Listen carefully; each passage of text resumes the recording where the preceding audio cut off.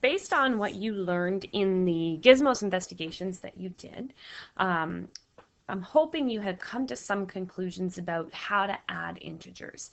And some of you might prefer using the number line, and some of you might prefer using integer discs, and some of you might have already come to your own conclusions after both of those investigations, and you might not need to use any kind of tool at all. You might just kind of have an understanding of how to work with the integers, and you might know the answers. So one thing that you hopefully noticed when you were adding integers where the signs were the same, so two negatives or two positives, what actually happened was that the number part just got added and the sign stayed the same. So for example, you've been doing this for a long time, like 6 plus 7. 6 plus 7, that's just going to be 13, right? Now, what if we had two negatives? So if I have -3 and I add another negative, think about it again in terms of context. Like you owe someone $5 and now you owe them another $2. You're going to owe them more money, right? You owe someone 5, you owe them another 2, you're now going to owe them 7. And so what happens is the number part gets bigger and you move further down the number line. So even though you're adding, when you add a negative, you're actually going to head left to the number line. And if you remember in the Gizmos investigation, it asks you about what direction the arrow was pointing. That's something that you need to be thinking about when you're doing these questions. So -3 plus -8 becomes -11, because again, 3 plus 8 is 11. And then you just happen to be moving further in the negative direction.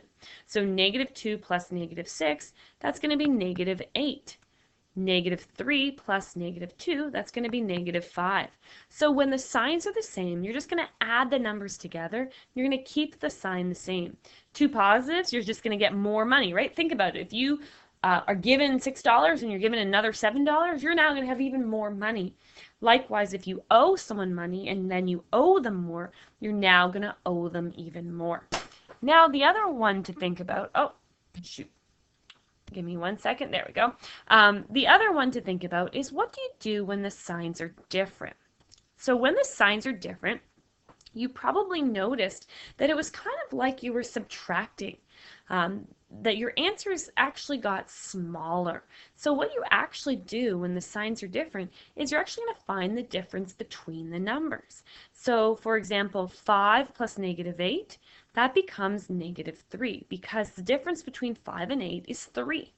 And then in this case, because the bigger number, the 8, is negative, your answer will be -3. So for example, in this one, -2 plus 6. The difference between 2 and 6 is 4, and 6 is the bigger number, that's positive, so we're going to get +4. Again, if this is confusing to you, think about it in terms of the number line. Think about what you did with that Gizmos investigation. If you're sitting at -2 and you're adding 6, think about what direction your arrow goes. When you add a positive, you move to the right on the number line. But in this case, when you add a negative, you're actually going to the left on the number line. So you're at 6 and you're moving left 4. That one will be 2.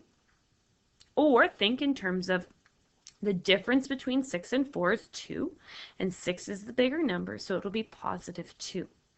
So -8 plus 5, okay, the difference between them is 3. The bigger number is negative, so it's going to be -3. Or think in terms of the number line, you're at -8, and you add 5. You move to the right 5.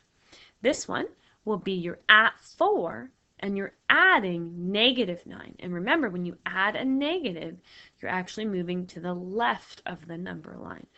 Or if that doesn't work, think in terms of the difference between 4 and 9 is 5, so this one will be -5.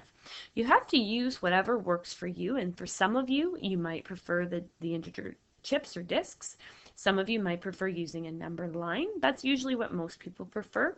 Or some of you might just have an understanding of how these numbers work, and you might be able to do it without one of those tools. What I want you to do now is I want you to try these practice questions on your own. I want you to pause the video. I want you to try them on your own. When you're done, I want you to restart the video and check your answers and see if you're right. If you're getting a lot wrong, I want you to ask your teacher for help and make sure that you go over it with your teacher so that you understand. So here are the answers. And as I said, I want you to check to see if you're right, and then I want you to ask for your teacher for help if you need it.